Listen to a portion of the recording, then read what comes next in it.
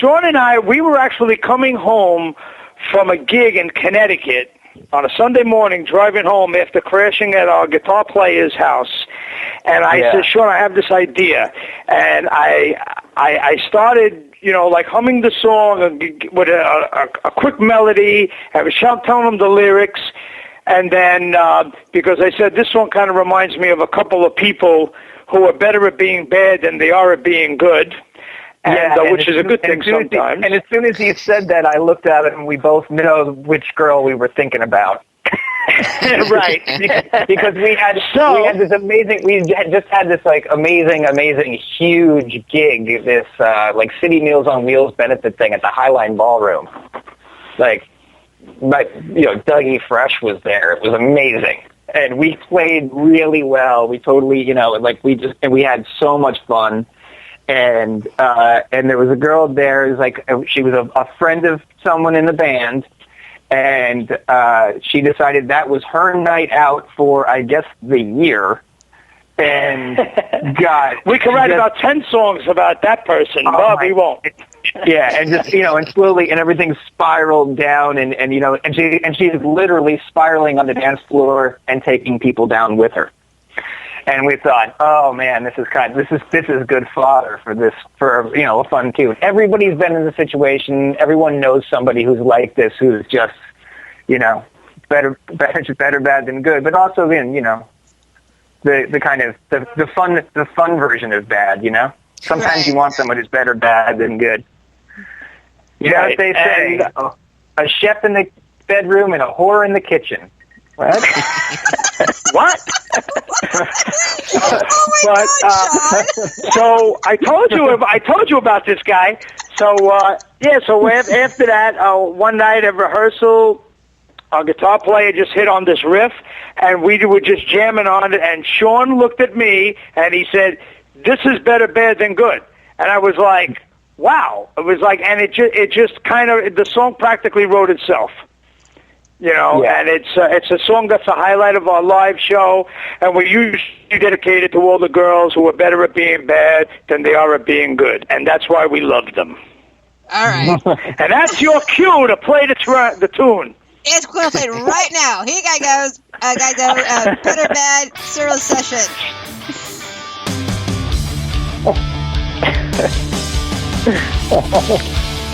See, I told you we were going to have fun. Okay, but seriously, how do I get to the chat thing? Because I have no idea. Yeah.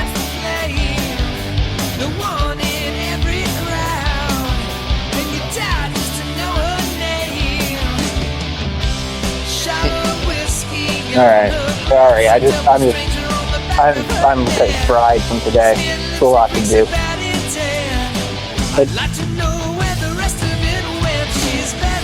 Yeah.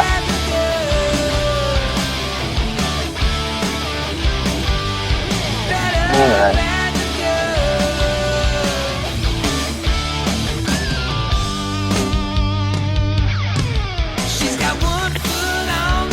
Okay, so what do I have to do? Go on the website? I was just listening to the show, but I just closed out of that. Do I go back on that, or do I go to... Hey, we're still on the air.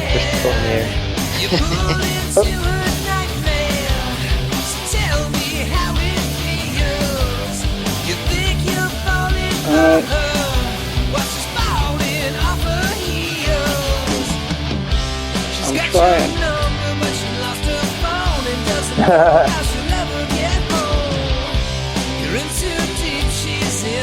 Okay.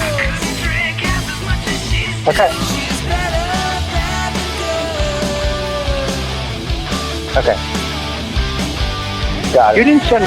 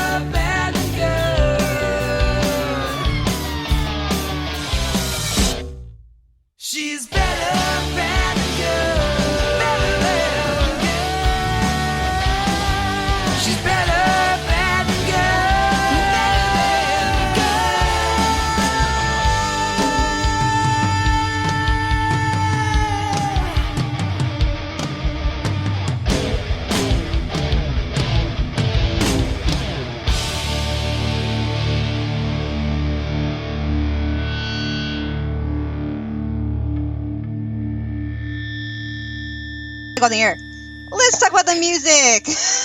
Hey, let's talk about tech. Welcome back to Let's Talk About Chat Rooms. We're having a hilariously time behind the stage. T and Sean, it is cracking me up, trying to get them into the chat room and following the show. Oh my gosh! Do you realize that no one has talked about joining a chat this much since AOL 1992? We've fully regressed. It's retro. And I'm still trying to get on. I don't know what I'm doing here. By the end of the night, I'm putting on parachute pants and getting a fade. Wait, I have mine on now. We're just going to keep going back and back. Just bring it all back. It'll be great. Oh my gosh. I can't even breathe. Okay. This is great. T, when I met you, hey, Sean's in the chat room. Woohoo! I'm not there yet, I don't think. Am I? No, you're not there yet. Okay. That's what she said. This is so funny. I'm dying, dude. I'm dying. I can't even. Here we go. Oh, wait a minute. Yeah. D-Mod's in the chat room. Woohoo! Yay! I'm in the room. You're in the room. And I'm still the only girl in the room.